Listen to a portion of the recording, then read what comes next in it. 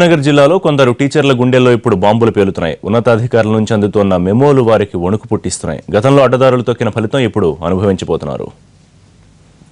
పారదర్శకంగా బదిలీలు జరగాలనే ఉద్దేశంతో 15 ఏళ్లుగా ఉపాధ్యాయులకు కౌన్సిలింగ్ ద్వారా బదిలీలు నిర్వహిస్తున్నారు. నిబంధనల ప్రకారం బదిలీలకు దరఖాస్తు చేసుకోవడానికి కనీసం 2 ఏళ్లు ఒకే చోట పనిచేసి ఉండాలి. 8 ఏళ్లు దాటిన ఉపాధ్యాయులు ఉన్న స్థానం నుంచి తప్పక బదిలీ కావాల్సిందే. ప్రధానోపాధ్యాయులైతే 5 ఏళ్లు దాటితే ట్రాన్స్ఫర్ కావాల్సిందే. అయితే కొంతమంది అయ్యవార్లు ఈ ప్రక్రియలో అడ్డదారులు తొక్కారు. తమకు అనుకూలమైన పాఠశాలల్లో పోస్టింగ్ కోసం పైరవీలకు దిగారు. అధికార పార్టీ నేతలతో సిఫార్సులు చేయించి డబ్బులు వెదజల్లి నచ్చిన స్థానాన్ని పొందారు. దీంతో అర్హులైన ఉపాధ్యాయులు చాలామంది నష్టపోయారు.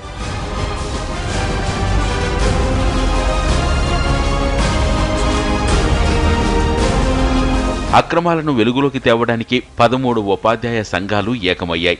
ధర్నాలు చేయటంతో పాటు విషయాన్ని సీఎం దృష్టికి తీసుకువెళ్లాయి. స్పందించిన ప్రభుత్వం విచారణకు కమిటీ వేసింది. దర్యాప్తు చేసిన కమిటీ నివేదికను విద్యాశాఖకు సమర్పించింది. దీంతో అక్రమాలకు పాల్పడ్డ ఉపాధ్యాయులకు ఉన్నతాధికారులు మెమోలు జారీ చేస్తున్నారు.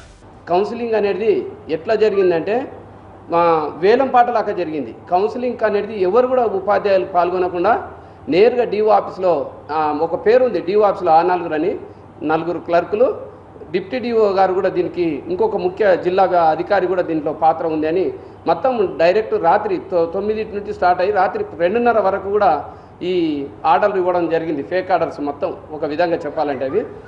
ఎస్జిటీలు 1300 మంది, 600 మంది స్కూల్ అసిస్టెంట్లు బదిలీ అయ్యారు. ఇందులో దాదాపు 400 మంది అక్రమంగా బదిలీ చేయించుకున్నారన్నది ఉపాధ్యాయ సంఘాల ఆరోపణ. కౌన్సిలింగ్ ఇన్ఛార్జిగా వ్యవహరించిన జడ్పీ సీఈఓ, ఇన్ఛార్జి డీఈఓతో పాటు డీఈఓ కార్యాలయాల్లోని 4 ఉద్యోగులు అక్రమాల తంతులో భాగస్వాములని ఉపాధ్యాయ సంఘాలు ఆరోపిస్తున్నాయి. అందులో 53 మెంబర్స్ మళ్ళీ వాళ్ళు తమ ఎక్స్ప్లెనేషన్ సబ్మిట్ చేశారు. దాని ప్రకారంగా ఒక 47 మెంబర్స్కి మళ్ళీ రివైజ్డ్ ఆర్డర్స్ ఇవ్వడం జరిగింది. దాంతో కొంతమంది మళ్ళీ కోర్టును ఆశ్రయించారు.